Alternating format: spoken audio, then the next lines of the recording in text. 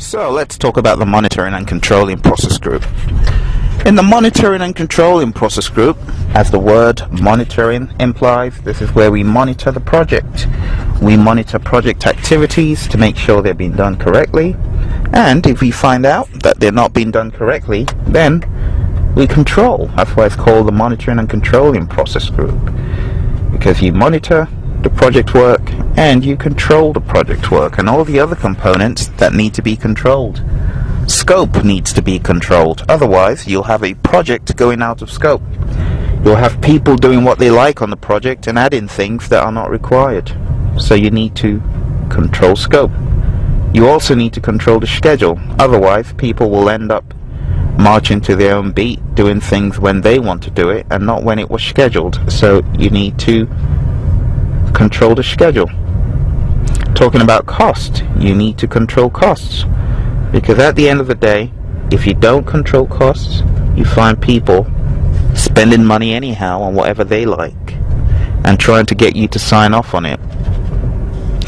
In the real world, when we manage projects, we know we have to manage our project team very tightly as far as the budget is concerned, especially when some of the team can sign off on things and charge to a credit card or charge to a cost center, jump on the supply chain tool and order whatever they want.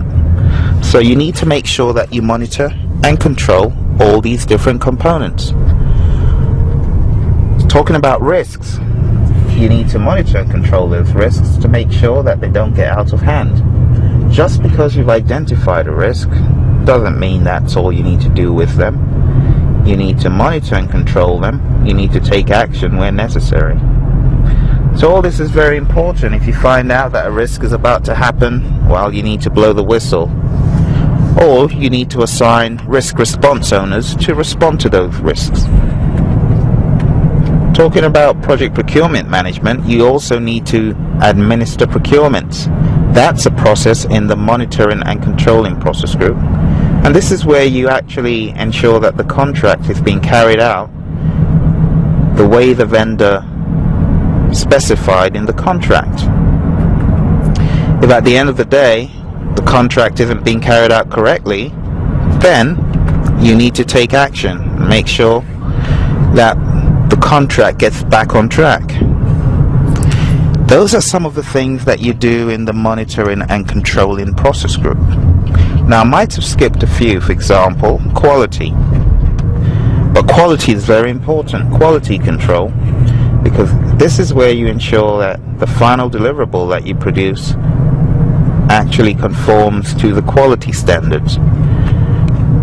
You see, project quality management as a knowledge area, you'll discover that we've got knowledge areas and process groups. As a knowledge area, project quality management involves planning the quality, what quality standards do we need to meet on the project, and then quality assurance, which is making sure that the work is being done correctly.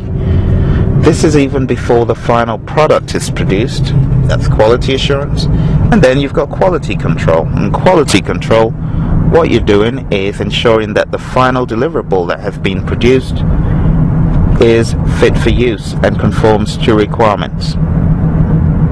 So that's the difference between planning quality, quality assurance and quality control.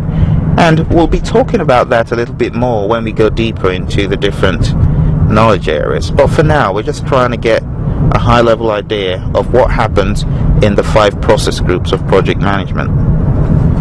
The last process group I'm going to talk about is the closing process group. In the closing process group, this is where you would finally hand over the product or the service to the customer. Before the closing process group, you would have ensured that the product meets all the requirements of the stakeholders and the customers in the verify scope process. This is where you take the deliverable, hand it over to the customer for inspection. We call that verify scope, the verify scope process, because this is where you are verifying that your scope is exactly what you said it would be in the eyes of the customer. It's one thing to have a perception of the project, but it's another thing for your customer to have the same perception. Very important process. So anyway, in the closing process group, you would have verified that the product was good to go, and in closing the project, you hand the project's deliverables over. You hand over that final product, that final result that you've been working on. This is where you hand it over formally to the customer. The customer would have already approved it. Now in the real world, verify scope and final product, service or result transition, which is an output of closing the project or the phase, these could actually happen at the same time. It could happen within the space of a day, but the most important thing is that you understand what exactly is happening, what it is, and you understand the fact that there's a difference between handing over a product, service or result and getting approval on a product, service or result. They are both different. So that brings us to the end of our high-level overview of the 5 process groups, and I hope you had a good time. We will talk about the knowledge areas next time we meet.